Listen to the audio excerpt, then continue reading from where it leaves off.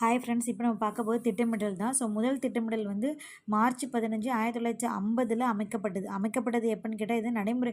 இந்த திட்டக்காலம் தொடங்கியது வந்து ஏப்ரல் 1 1951 ஓகேங்களா.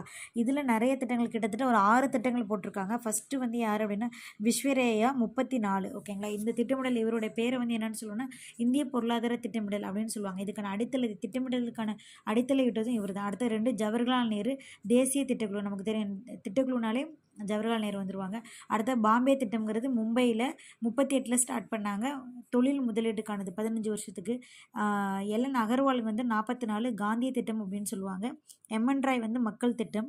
ஸோ இதை மட்டும் நேம் தெரிஞ்சுக்கோங்க. ஜெயபிரகாஷ் நாராயணன் சர்வோதய திட்டம் அப்படிங்கிறது ஓகேங்களா. இது வினோபா மற்றும் காந்தி ஆகியோருடைய கருத்துக்கள் அடிப்படையில் இது உருவாக்கப்படுது. ஸோ இது ரொம்ப இம்பார்ட்டன்ட் எனக்கு தோணுச்சு. அதனால தான் உங்களுக்கு இந்த திட்டமிடுதல் வந்து நம்ம எந்த நாட்டிலேருந்து வாங்கணும் அப்படின்னா ரஷ்யாவிலேருந்து நம்ம வாங்கியிருக்கோம் ஓகேங்களா. ஸோ ரஷ்யாவில் 28 ஸ்டார்ட்